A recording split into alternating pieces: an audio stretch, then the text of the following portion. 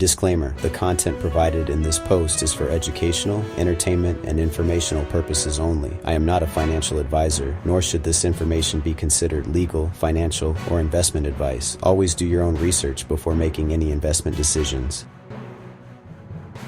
A sea monster just became the official crypto exchange of the World Cup. Wall Street is settling treasury bonds on a blockchain. An AI might spend your money in XRP before you ask it to. And somewhere right now, someone is getting a crypto logo tattooed on their body for cash. Are you ready? The exchange, named after a mythical monster that destroys ships, is now FIFA's official crypto exchange supporter for the 2026 World Cup. Billions of soccer fans across 180 countries are about to see crypto branding plastered across the biggest sporting event on the planet. Oh, and while we're at it, crypto firms are also owning the Octagon at a White House UFC event. DeFi, Fight Night, the White House. That sentence is real. Crypto isn't hiding in a Discord anymore. It just bought a jersey and sat in the front row. Remember when people said XRP was a joke? Wall Street is now testing 5-second treasury settlement on the XRP ledger, a process that currently takes 2 business days. 2 business days. In 2026, MasterCard is building AI agent payment infrastructure with Ripple and Coinbase.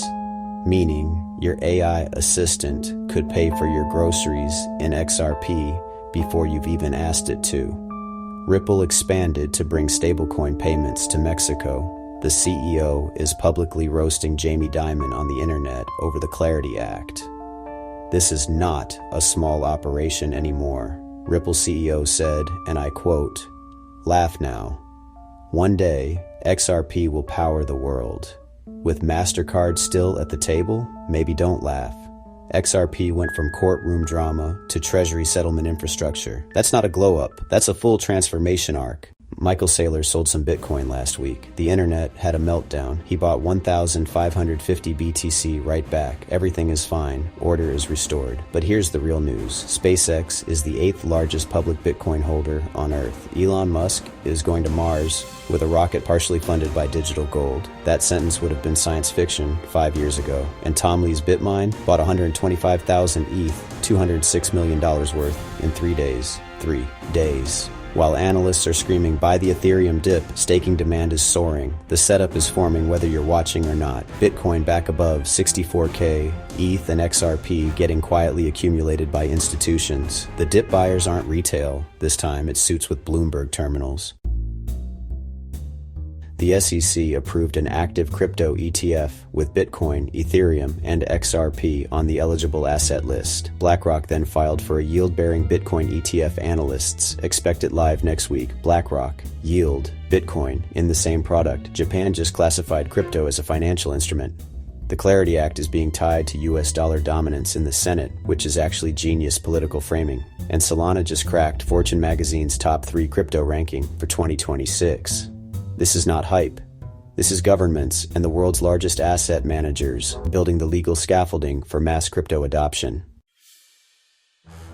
Coinbase and Cardless just dropped a credit card backed by stablecoins. You could soon swipe for coffee and have it settled on a blockchain while the barista's back is turned. Kalshi's Perpetuals crossed $1 billion in volume in its first week. Circle made a $4.4 billion power move transferring USDC to a Coinbase-controlled wallet. And Visa and MasterCard, the credit card kings, are building their own stablecoin that could bury Circle's USDC. The incumbents didn't miss the wave. They're trying to become the wave. Fifth Third Bank is making the largest bank stock exchange migration in history from NASDAQ to NYSE. Traditional finance is restructuring in real time while digital finance explodes around it. Gold had a chaotic week. Citi cut its target to $4,000. Gold hit $4,200 anyway. Citi did not look great. Gold slid on rate fears, rallied on Middle East peace optimism, then pulled back. Gold is doing what gold does, existing on its own schedule, unbothered. The big signal though, CME is launching 24/7 gold and oil trading, adopting crypto's always-on market structure. The National Bank of Georgia just bought $100 million in physical gold. Central banks aren't abandoning the metal. They're just learning to share the stage. Gold is still the hedge. It just has to share the spotlight with Bitcoin now, and the rivalry is genuinely entertaining.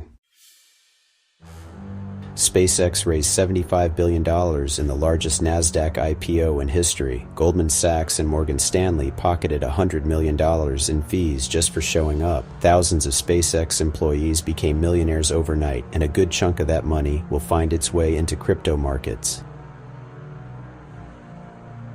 This isn't just a market story, it's an economic story, and the people paying attention are quietly positioning themselves on the right side of it. Wages are falling while asset wealth surges, perfectly explaining why the person who bought Bitcoin in 2019 is building a pool while their neighbor who didn't is Googling, "Is crypto still a thing?" The gap between wage earners and asset holders has never been wider, and it's creating a visible cultural tension that's pushing more everyday people toward alternative assets. And just to keep things colorful, there is apparently a website, Pump Fun, where crypto promoters pay human beings to tattoo advertisements on their bodies. This is either the most degenerate form of marketing ever conceived, or brilliant performance art about financial desperation. Possibly both. The crypto space contains multitudes. So what do you do with all of this? Here's the playbook. Bitcoin is your foundation, the institutional grade, ETF-backed, SpaceX-approved, macro hedge. Hold it through the noise. Ethereum is your smart contract exposure, staking rewards, plus institutional accumulation is a setup that historically ends one way. XRP is your bet on the global financial rails. If 5-second treasury settlement goes live, the people who called it a joke are going to be very quiet.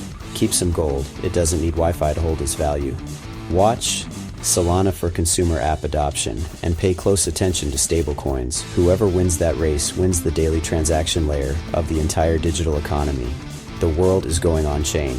The only question is whether you're early, on time, or watching from the sideline wishing you'd moved sooner. If this hit different, drop a comment with the one headline that broke your brain the most. Mine was the body tattoo advertisement on pump.fun. I'm still not over it. Subscribe if you want the unfiltered breakdown every week. I'll see you in the next one. Don't be late. The market isn't. Peace.